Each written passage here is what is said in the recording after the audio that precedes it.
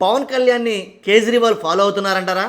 ఎందుకంటే ఆయన ప్రవేశపెట్టిన కొన్ని పథకాలను చూస్తే దాంట్లో ఒక దాని గురించి చూస్తే కనుక పవన్ కళ్యాణ్ని కేజ్రీవాల్ ఫాలో అవుతున్నారేమో అని అనిపించింది నాకు.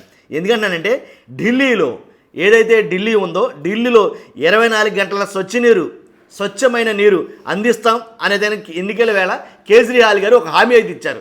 24 గంటలు స్వచ్ఛమైన నీరు అందిస్తామని.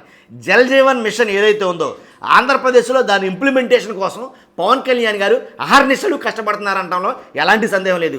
ఎందుకంటే ప్రతి గ్రామానికి స్వచ్ఛమైన త్రాగునీరు చేరాలనే సదుద్దేశంతో జల జీవన్ మిషన్ తోటి ఎక్కువ నిధులు తీసుకొచ్చి కేంద్ర ప్రభుత్వం నుంచి మోదీ గారితో మాట్లాడి అలాగే అమిత్ షా గారితో మాట్లాడి జల జీవన్ మిషన్ని ప్రతి గ్రామంలో ఇంప్లిమెంటేషన్ చేయాలనే ఉద్దేశంతో ప్రతి ఒక్కరికి తాగునీరు అందించాలనే ఉద్దేశంతో పవన్ కళ్యాణ్ గారు ఆంధ్రప్రదేశ్లో అహర్నిశలు కష్టపడుతున్నారన్న మాట వాస్తవమే ఆ విషయంలో మాత్రం.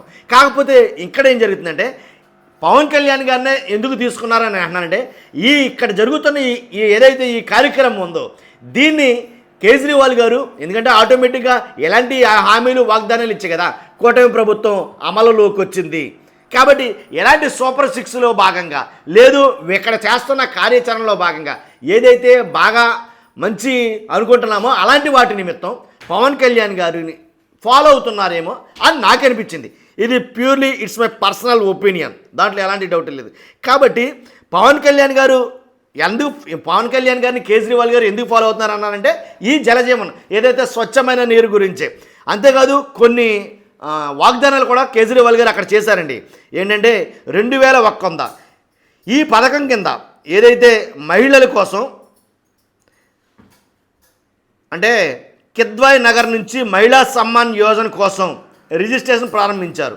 అంటే మహిళా సమ్మాన్ యోజన కోసం ఏదైతే ఈ పథకం కింద మహిళలకు నెలకి 2100 రూపాయలు నెలకి 2100 2100 అందించాలని అదేవిధంగా 60 ఏళ్ల పైబడి వృద్ధులకు ఉచిత చికిత్స కోసం సంజీవని యోజన కోసం రిజిస్ట్రేషన్ కూడా ప్రారంభించడం జరిగింది. అలాగే దళితుల కోసం డాక్టర్ బిఆర్ అంబేద్కర్ సమ్మన స్కాలర్షిప్ అనేది ఇలా కొన్ని పథకాలు అయితే కనుక కొంచెం కూటమి ప్రభుత్వానికి దగ్గరగా ఉండే కొన్ని పథకాలని కేజ్రీవాల్ గారు తీసుకోవడం వల్ల ఏదైతే ఆంధ్రప్రదేశ్లో మహిళా శక్తి నారీ శక్తి ఉన్నట్టుంది అలాంటి పథకాన్ని కూడా సేమ్ యాజ్ ఈజ్గా అక్కడ ప్రవేశపెట్టి ఇక్కడ 1800 అనుకుంటున్నా తెలిసి అక్కడ 2100 కాబట్టి నెలకి మహిళలకు ఇచ్చేది. కాబట్టి ఇలాంటి కొన్ని వాటిలో తీసుకున్నట్టున్నారు అని నాకైతే అనిపించింది. కాబట్టి అందుగురించే నేను ఆ మాట చెప్పడం జరిగింది.